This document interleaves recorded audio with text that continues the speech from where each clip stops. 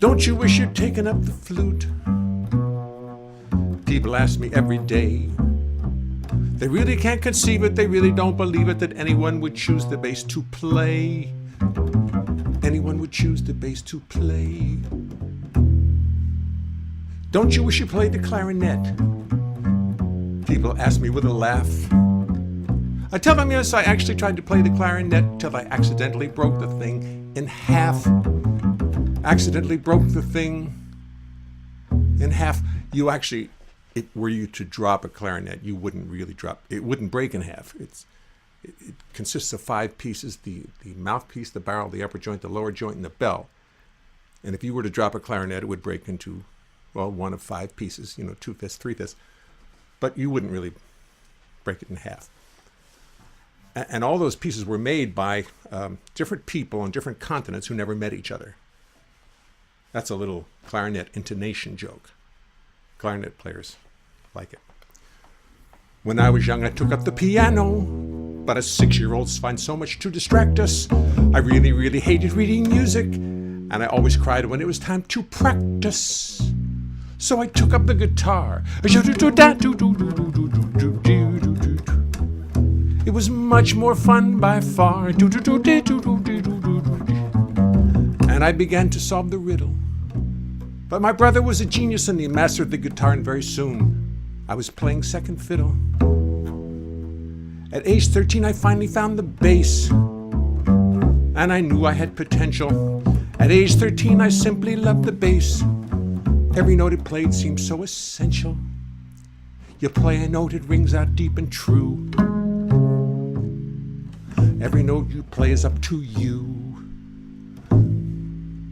You stand there all alone, completely on your own.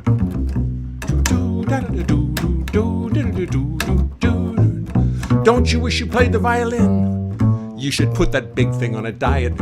Let me see you fit that underneath your chin. Ha, ha, ha, ha. The jokes are such a riot. Don't you wish you'd taken up the flute? A question I have heard since God knows when. But I've been lugging basses round since I was a boy. Schlepping them can be a drag, but playing them's a joy. I've been lugging basses round since I was a boy, and I'd do it all again. And I'd do it all again. Woo. Okay, welcome to the show, ladies and gentlemen. I do presume I'm on the air.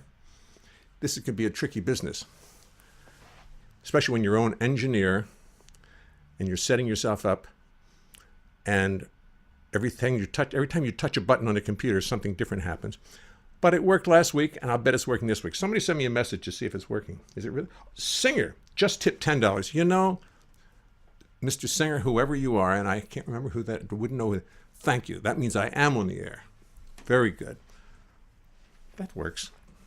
That's a nice way to let me know I'm on the air. Send money. That's very nice. Anyway, the tips are good. I'll send you the things you asked for, because we've got nothing but CDs and up to our neck in this house. You buy them and you make them, and you have about 6,000 sitting around. And while they do make good frisbees for dogs, and they're going out of style, but actually people do like CDs. People actually do buy CDs these days. But we'll discuss that later. I got a call from the 92nd Street Y here in New York, which is a great arts presenter in New York, one of the greatest. And they asked me to be part of a show in a couple weeks. And I said I would, and they sent me a song they asked me to sing, written by somebody in New York. And I looked at it, and I didn't really love this song, but I didn't tell them that. I didn't want to sing it, because I really just am mostly good at singing my own stuff. So I sent them a song that I wrote about New York, and they immediately accepted. I felt like I'd won the World Series. Sent one of my boys in, and he struck out the inning in the ninth, struck out the other team in the ninth, and I had won. And this is the song. I've got to practice it anyway. It's about New York. Do, de, do, de, do, da, fa, do, da, do, da, do, da, do, do, do, dong, de, dun, dun. It's a challenge, it's a feat, but a responsibility. It's a challenge. We'll start over again. It's a challenge, it's a feat, but a responsibility we meet. Something that New Yorkers must see through. It's a drag, it's a pain, but a fact of life so very plain. Something that New Yorkers have to do. As the garbage must be schlepped, so the streets they must be swept. From the west side to the FDR. So at the crack of dawn, the alarm clock switches on. You get up, get dressed, go down and move the car. Every morning at 8 o'clock, every auto on the block must vacate the chosen side. Then the sweeper passes by, the dirt and dust do fly.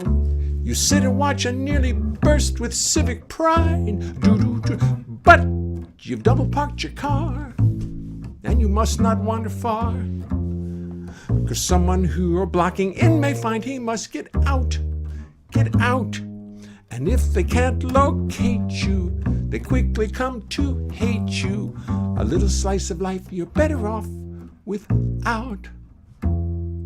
Do do do do do beep boo ba do do a boo ba beep boo do do do do do do a do do do do do do do do do do do do do da beep boo ba boo ba boo boo ba ba boo boo ba do boo boo boo. Of course you're better off by far if you do not own a car. Just take a bus, a taxi, limousine, or rent a hearse. And if you're fearless in your brain, well, you'll take a subway train. Just hold on to your money, wallet, and your purse. Oh, our whole lives we are spending in this ritual unending. 'Cause we're New Yorkers to the core, to the core. Every morning, bleary-eyed, we move our cars from side to side. As we will forevermore do. To our cars we gaily prance, just to do the daily dance. As we will forevermore do, forevermore. Forevermore.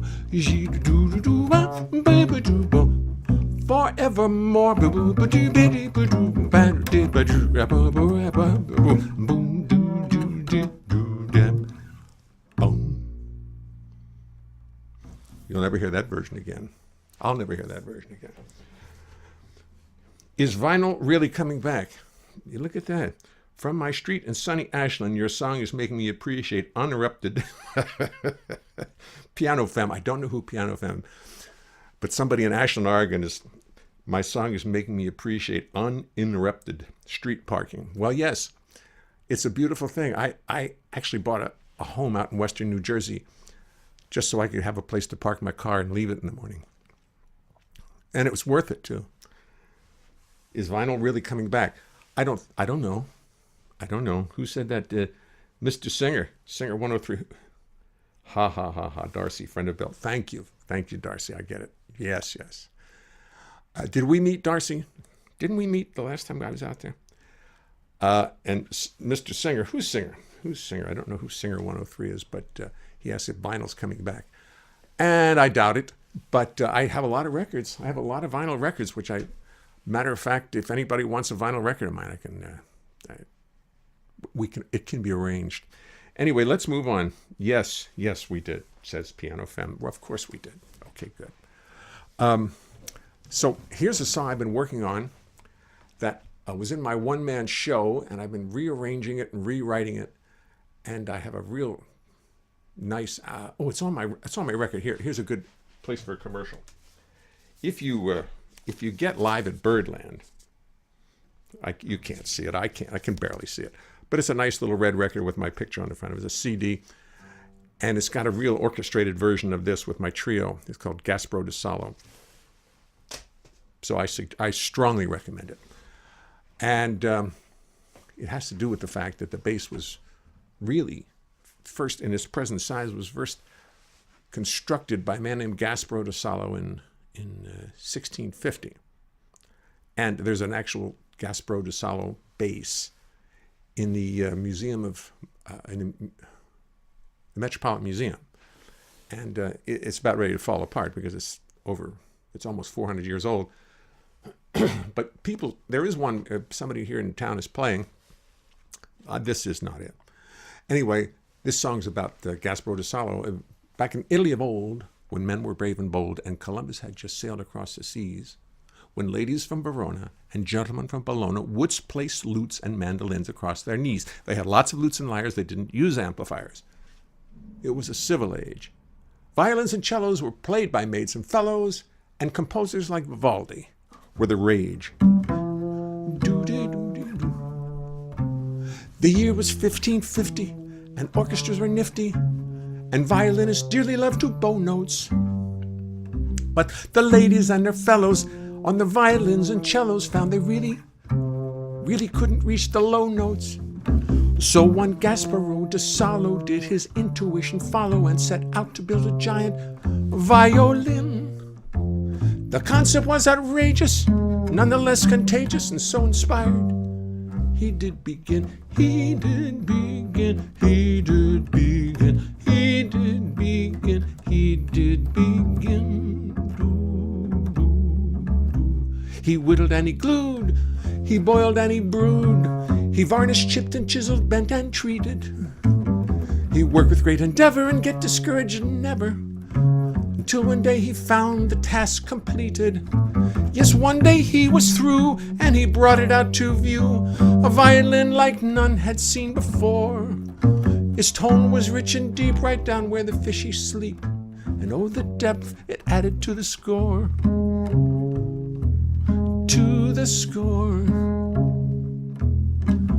People looked at it in awe, and they wondered what they saw, and they thought poor Gasparo had lost his mind. The man could not be serious, the man must be delirious, the man has started to unwind. Oh, Gasparo faced the facts, no one's going to play that axe. It's too heavy, it's too big, it's too clumsy, it's too large. You're gonna need a barge to get it to the gig. And while its sound is quite profound, just to lug the thing around has got to be a nightmare in logistics. The only willing players will be drunken dragon slayers, gladiators, flagellators, and sadistics. Then the local folks started making up bass jokes. Had to happen, don't you know? New jokes began to hatch like, hey buddy, got a match? Or you should have taken up the piccolo. But Gasparo was no faker, but a real fine violin maker. He was no fraud or public menace. So he just kept on smiling as he watched his giant violin soon become the rage of Roman Venice. And here we are today, many centuries away, and Gasparo's bass violin has made it through. You can pluck or you can bow notes, but you gotta have those low notes, and thanks to Gasparo, we do. Gasparo de Salo, here's to you. Gasparo de Salo, I thank you. Do do do do do do do do do do do do do do do.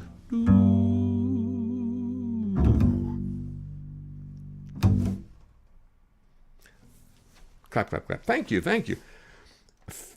Singer, a female singer.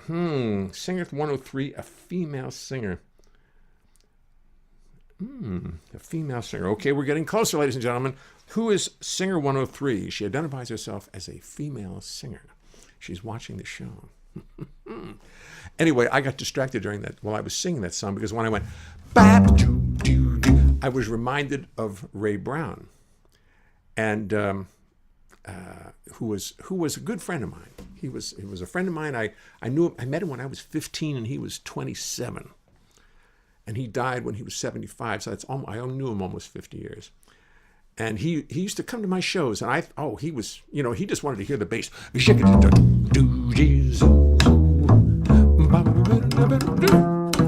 And I thought he was the best bass player in the history of the instrument. And in many ways, I still feel very strongly about that. But as I was playing this, I could see him sitting in the back of an auditorium where he used to come and hear me play, and he would just sit back there and listen and smile. And it was the nicest confirmation you ever got in your life.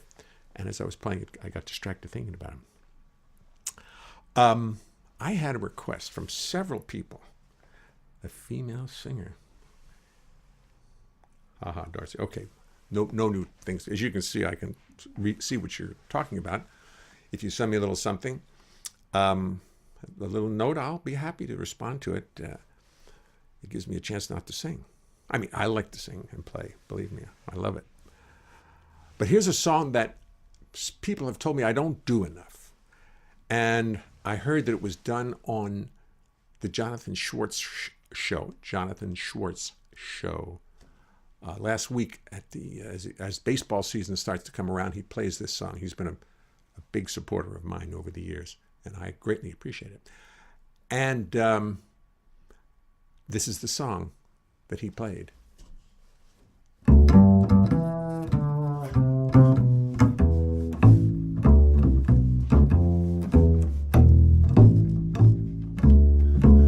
She broke it to me gently over breakfast. She told me as we sipped our tea.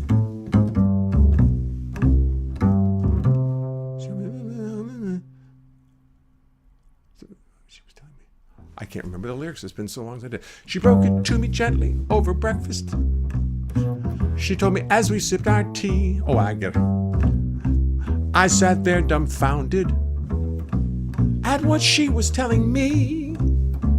How come this subject never came up? How come this subject stayed concealed? The woman who I married saw the Dodgers play at Ebbets Field. You must understand that as a boy from Maryland, I never saw no major league teams.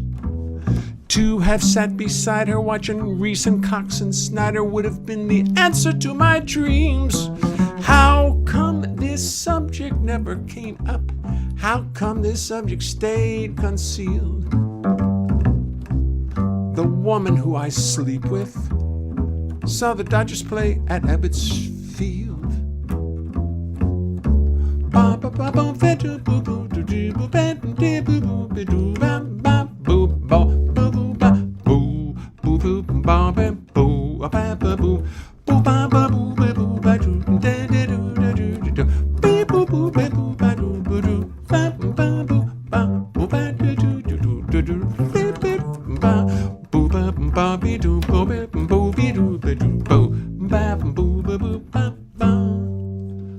I remember summer nights I'd turn off the bedroom lights and lay my little head down on the pillow.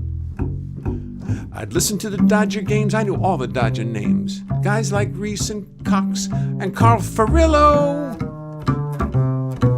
How come this subject never came up? How come this subject stayed concealed? The woman who I married saw the Dodgers play. She could see them every day. Saw the Dodgers play. She only lived a mile away. Saw the Dodgers play at Ebbets Field. Doo da ba boo ba boo ba doo doo da boo. Clap clap clap clap clap. Thank you. It's a little strange sitting in your music room doing an office for absolutely no. I'm going to have to invite people to this, and they'll clap, and that'll be. I think that's the next time I'm going to do that. So it's more like a performance. It's still a performance, and I enjoy this. It's just that you get a little paranoid, thinking, did anybody stick around? Yes, they did. That song. The reason I forgot the lyric of that song in the beginning was I was playing it too fast.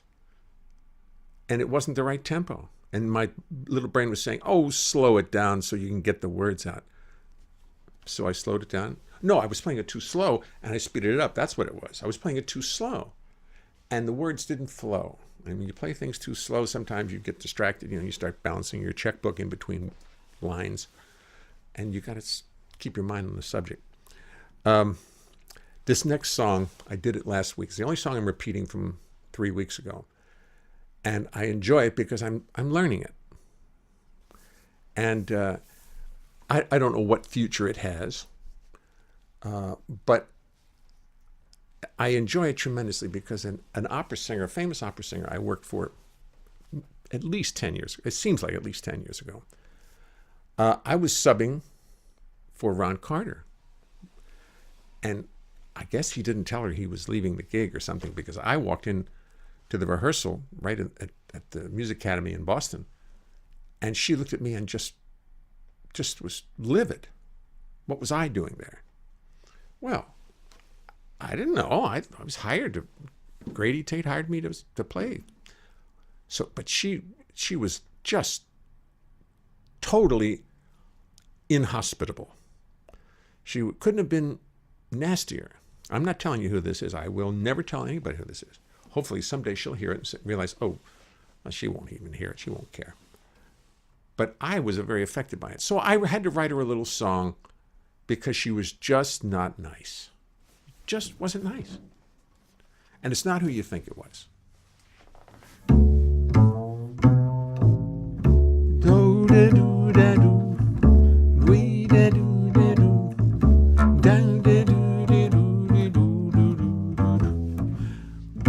As a writer of a song, I do possess a forum wherein I can pillage those who would treat me with less than decorum. So today I sing my little song of vengeful retribution, knowing full well it's not a good solution. My song's about an opera singer who simply done me wrong. She wasn't nice to me, and thus has earned her little song. Thus I sing my little ditty of righteous indignation, knowing full well it won't help the situation. I worked for this opera diva several years ago, subbing for Ron Carter, I will have you know. I guess Ron left the gig, I suspect in a fit of pique. And Grady asked me to finish out the week. But no one told the diva that Ron had simply quit. So when I walked in, she looked at me and then she threw a royal fit. We started the rehearsal, she was rude and crude and terse. And from there, things only went from bad to worse. She grimaced, growled, and grumbled, got nasty as could be. I was not Ron Carter, as she could plainly see. She was flying round the room in her flowing black sarong, screaming, "Oh, no, no, no, no, you're doing that all wrong." She hovered over me with her green eyes glowing, reminding me of Batman with his black cape flowing, telling me how to play the bass, telling me how to play the music, while showing off in Italian, allegretto, tutti frutti, pasta scallion.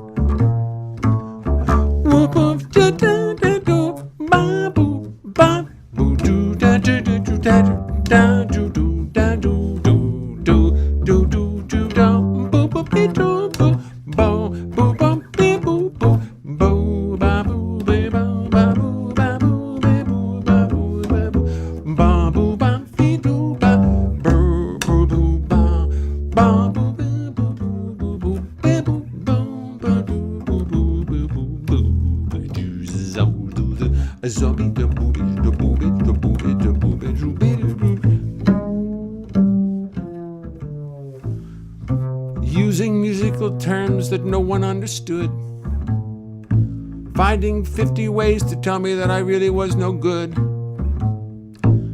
Nasty and obnoxious, angry, mean and rude. Hers was not a winning attitude. Finally I looked at her and asked, asked in tone serene, "Madam, might you tell me in English what the hell you mean?" She looked at me in horror, no further words required.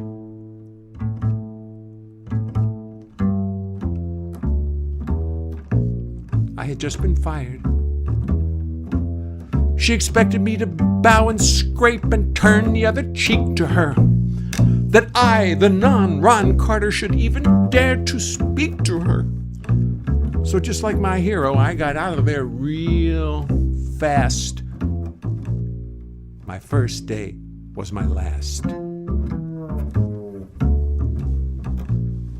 So now I close my little song of vengeance and of wrath, knowing full well that I have not chosen the wisest path.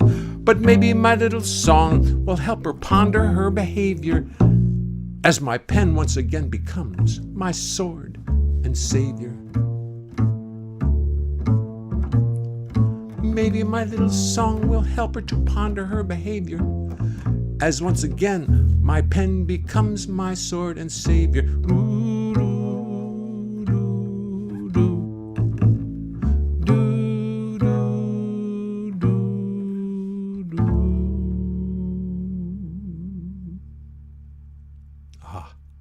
I feel so much better. It feels so good. It feels so good. Anyway. Up. I would like to be invited. I will clap, great show, great party. Love those opera divas. Not. Oops. Come on, Singer 103. Identify yourself. Who's Singer 103? I should probably know exactly who it is, but I'm just not going to. I won't tell. I promise I won't tell. I want to know who Singer 103 is. She's probably just a little bit better than Singer 102. Yeah, that's what it is. Anyway, so I wanted to make sure that you know what the tips are for. This is my double CD, Life Out on the Road, which is the best orchestrated CD I ever did because it has a lot of band players and a lot of good stuff. And it's a double CD, and it's cheap. It's cheap. I should give them away, but no. I'm charging for them. And this is my one-man show, the bass lesson, which can be had at my website or by just following the tipping instructions, whatever they were. I've forgotten them already, so you'll have to figure it out. Or call me up and beg, and I'll send you one. Okay, that's it. I realized I opened the show with two bass songs. I have a lot of bass songs. I do. And here's another one, which Tony Bennett told me these next two songs. He actually told me this. These next two songs I have to do everywhere I play because they're my San Franciscos. I said, my San Franciscos, Tony? He says, yep, they're your San Franciscos. He really meant it in the nicest way. Those are the songs that people identify with me, or he does anyway. When Tony speaks, you listen. So here are my two San Franciscos according to Tony Bennett.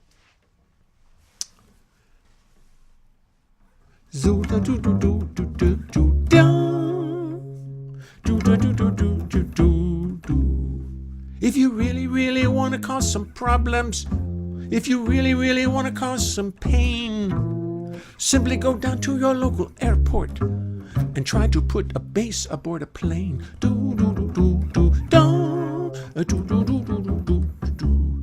The trouble starts when you approach the terminal. You won't find a skycap anywhere, because once they see the giant case in which you've packed your massive bass, they disappear into thin air. So by yourself you lug it to the terminal, let out a big sigh of relief. The ticket lady looks at you in horror. She stares at you in disbelief. She says, you're not going to put that on an airplane. It's just too large. It's just too big. Too big, so you smile. She doesn't think you're funny. To her, you're just another sexist pig.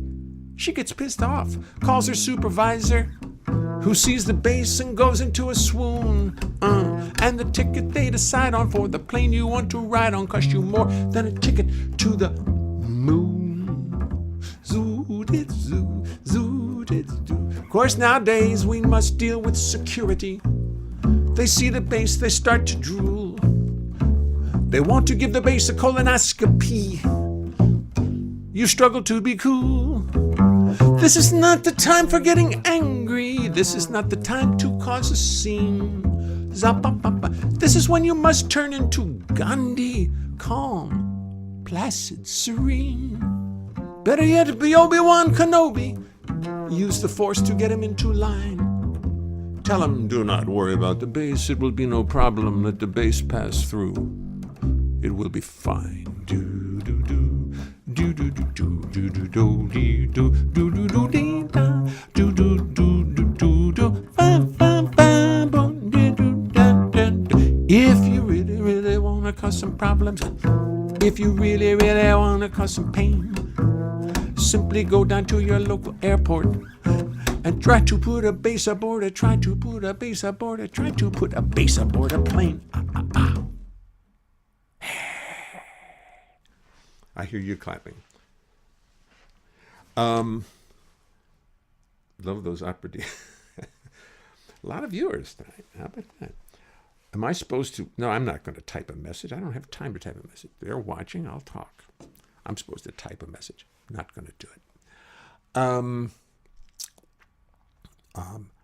And the second song in my San Francisco trilogy, which is what Tony Bennett called them, he said this one. He said his voice is a little bit higher than mine. He says, "Yeah, play this song about the airplane. I hear that on Jonathan Schwartz all the time."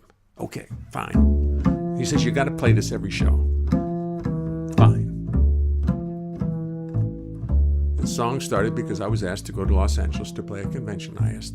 The people asked me how much money did I want. How much money did I want? I said I wanted $10,000. They said, how's 500? All right. We're going to negotiate. I lowered my fee to $7,500. They thought about it and came back with $500.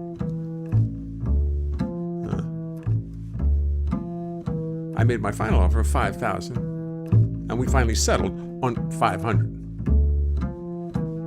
But I wanted to go to Los Angeles. It sounded like a good idea. So I got on the plane. They bought me a first-class ticket on TWA. Some of you may remember TWA. Probably all of you do. I think I'm going to tune my bass.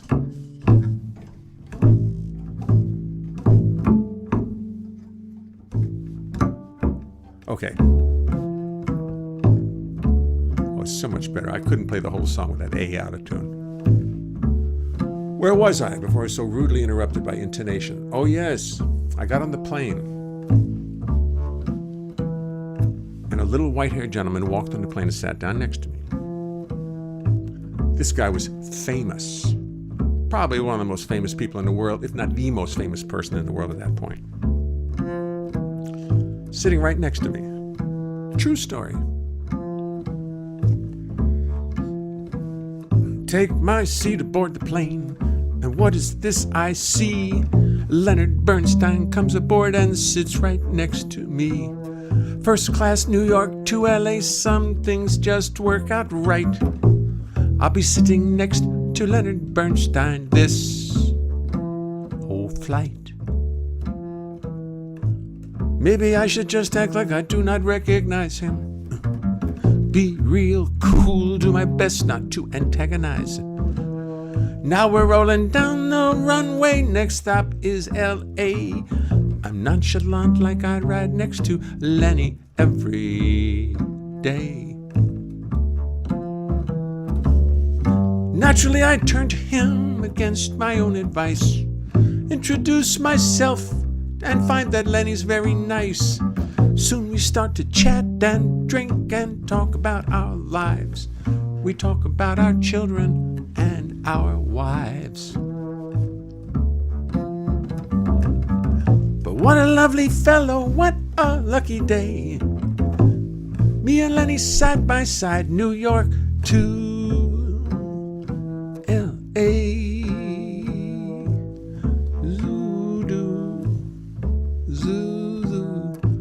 Soon we're chatting, drinking, talking like the very best of pals. pals, talking music, life, art, death, root canals. Now he's interrupting me, but really that's okay, 'cause he's a lovely fellow and he's got a lot to say.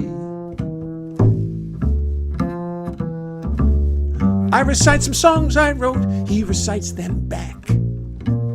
For poetry and music, he seems to have a knack. He tells me that his new show closed and now he's feeling beat and he's not used to dealing with defeat. What a lovely fellow, what a lucky day. Me and Lenny side by side, New York to L.A. Zo-do-da-do-do, zo-do-do-do-do, do-do-do, do-do-da-down, ba-do-do-do-da-do-do-do, do-do-da-do-do-do, do-do-do-do-do-do-do-do-do-do-do-do-do. Baba be do do be do boo ba do be do do be Baba be do do be do boo boo bam ba do be boo boo boo boo boo bum bum bum bum bum bum bum bum bum bum ba boo boo ba boo boo boo boo. What a lovely fellow, what a lucky day. Me and Lenny side by side, New York to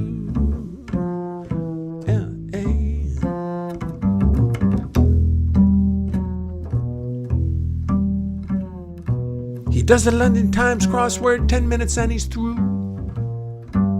Does the puzzle with his pen, I do not have a clue. What an intellectual but a warm and friendly guy. We talk about the world below as we sail through the sky. Finally I feel the airplane starting to descend, and I know this lovely day is coming to an end. Put our trays and seat backs up just like you're supposed to do. Land, bid my friend a fond adieu. What a lovely fellow, what a lucky day. Me and Lenny side by side, New York to L.A. What a lovely fellow, though really, I must say, I've not heard from Lenny since I left him in L.A. Not a goddamn word from Lenny since I left him in L.A. In L.A. In L.A. In L.A.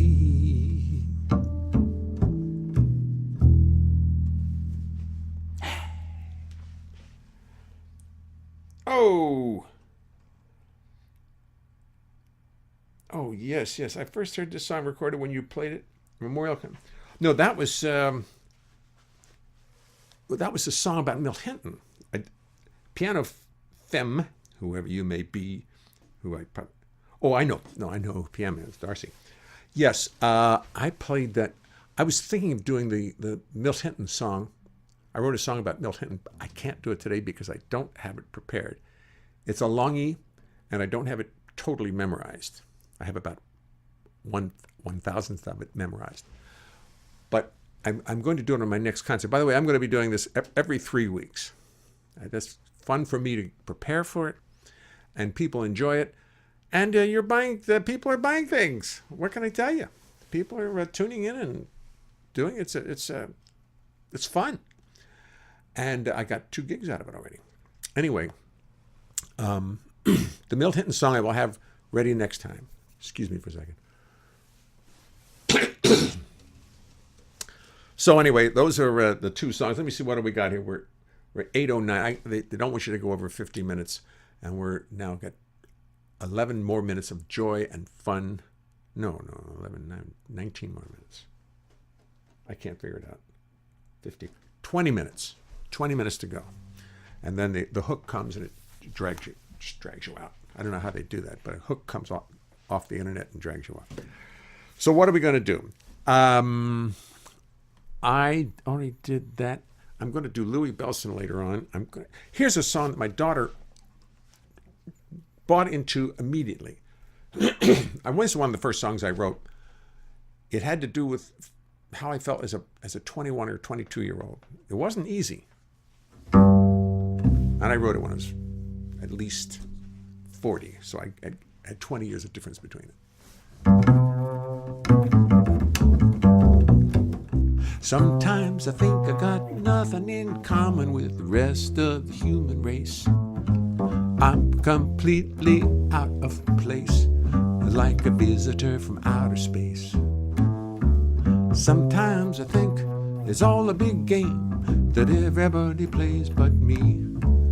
It's a big conspiracy, everybody in free but me.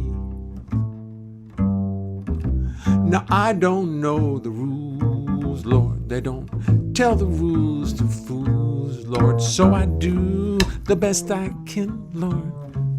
I do the best I can. Maybe some sweet day now things will go my way now. I guess I'll have to wait till then, Lord.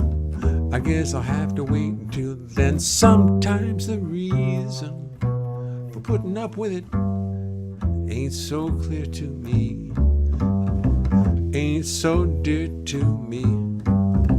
Somebody hear my plea. Sometimes I think I got nothing in common with the rest of the human race. I'm completely out of place. I like a visitor from Mars, come down from the stars. My heat shield burning and my soul pick up the scars. Come down from the moon, living in anticipation of returning to my interstellar station. Sometimes I think I got nothing in common with the rest of the human race. Bum, bum, I pat you down. Bum, bum, bum. Do do do do do do do do.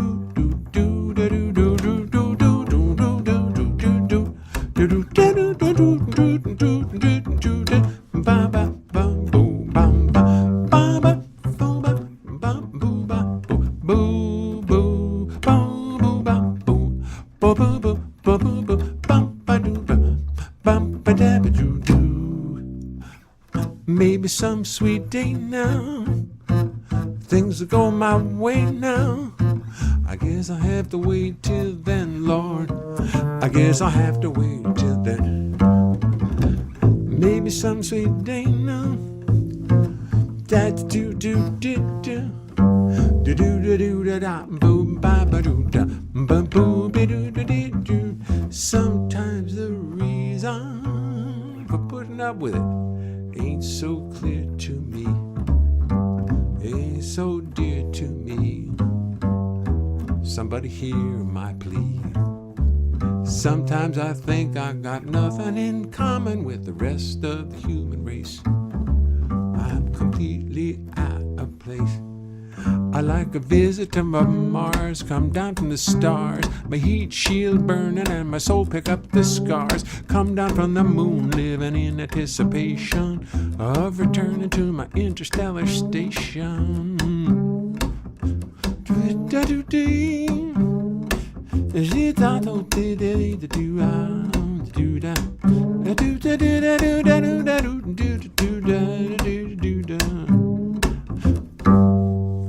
Sometimes I think I got nothing in common with the rest of the human race.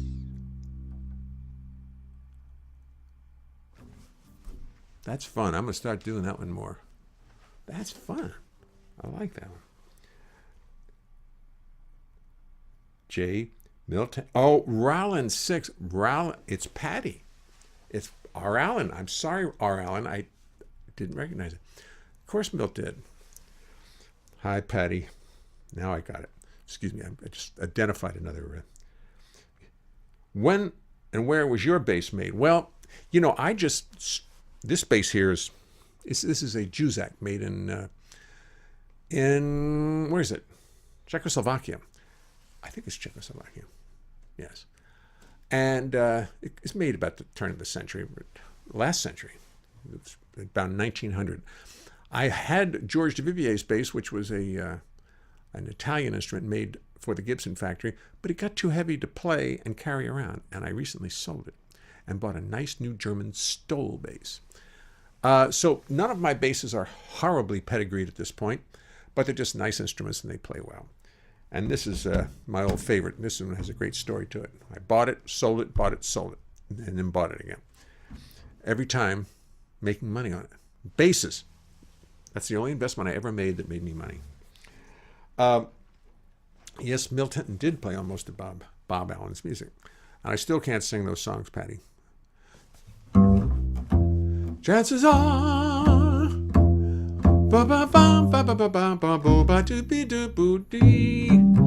that's, you don't want to hear me sing it.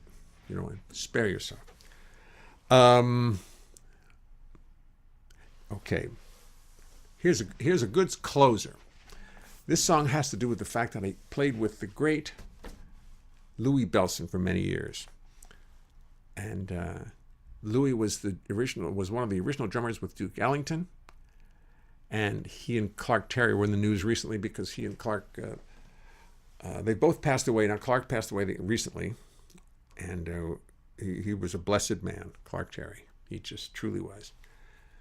But I haven't written about him, and I don't know if I ever will, but I might, if I think of something that I want to really write about him. But Louis and I played a dance. I played with his band at a dance here in New York City, and it was at the Pierre Hotel. And Louis Bellson's is a jazz band. Trust me, a jazz band. And the Pierre Hotel is a society hotel. I mean, they have society dances there all the time. So we walked into the ballroom at the Pierre Hotel, the Louis Bellson band. We traipsed in, And we look around and we realize, oh, well, this is not a jazz concert. This is a society dance. So we went through the music, Louis' music, and we took out all the romping, stomping pieces, and we took everything and see what we could play as foxtrots so people could dance to it. And we did a good job. We did a very good job. We were playing beautiful music. The people loved it. They were dancing. But one guy kept coming up to Louis Bellson, who played the drums. Louis was sitting right to my right here, and bothering Louis about the band. And Louis just being a very sweet human being, would just chew his gum and play the drums and didn't say a word. Just played and played. So finally the guy came up about the 10th time, and Louis struck back in the only way he knew how. I was sitting right there watching. I went home, immediately wrote a song about it. And, well, they don't happen that quickly. I immediately started the song, and about probably 6 months later it was finished. But here it is.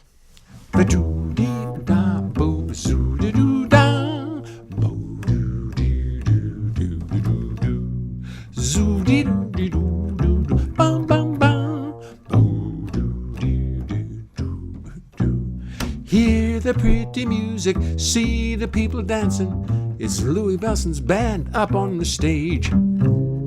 Music great for dance on, singing and romance on. Tonight the foxtrot is the rage.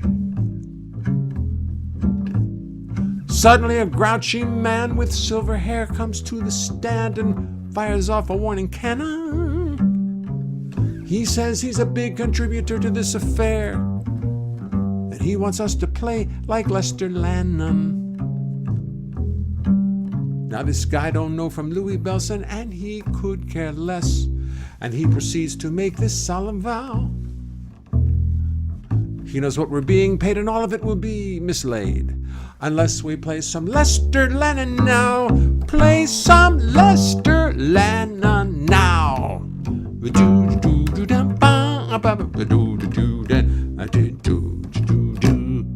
At these kind of dances, the people take no chances. It's Lester Lannon music all the way. Hey, they don't think it's funny when they've paid a lot of money to have to swing when they would rather sway. You see, Lester Lannon's music is Lester Lannon's music is country clubs, yellow pants, ties with ducks, loafers with no socks. Louis Bellson's music is for jazz freaks, bums, and beatniks. Louis Bellson's music is the pox. Lester Lannon's music is Oldsmobiles, riding lessons, strings of pearls, patent leather pumps.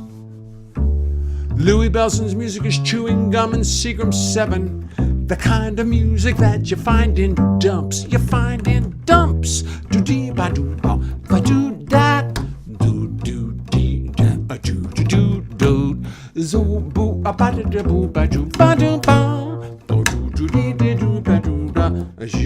Play some real dance music, screams the man with silver hair. He is so bugged that he could snap. He says, I don't care who, I don't care how, you better play my music now, because I cannot dance a foxtrot to this crap. He walks away, returns, smolders, burns, finally says, hey, listen to me, Louis Bellson. Heads are gonna roll round here unless you play my music. Try to understand me well, son. So Louis nods and then proceeds to play a long drum solo, loud and long, just like he was deranged. I guess he figured if the man had paid to be unhappy, he should not be shortchanged. He should not be shortchanged.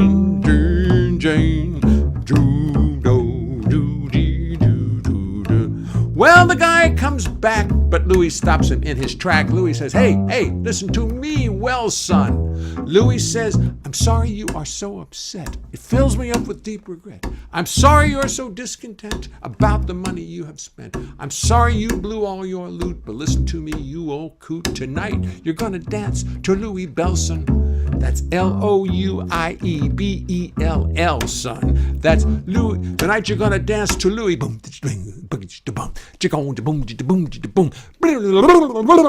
Bellson. Oh. I'm gonna sneak one more in before they get the hook, before the internet hook comes and gets me.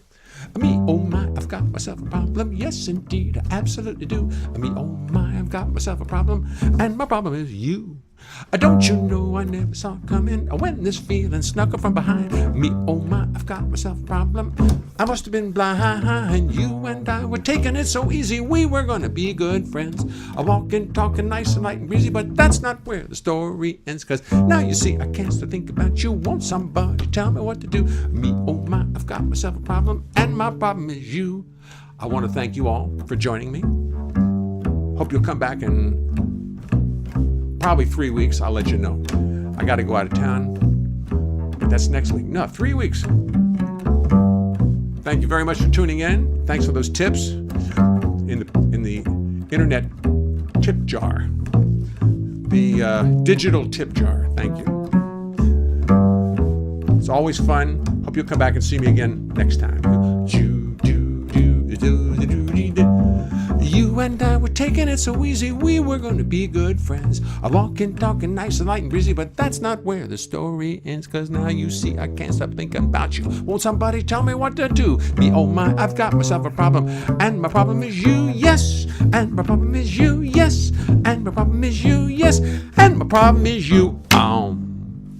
Okay, that was so fun seeing here. Thanks, Jay Darcy. You're welcome. Thank you.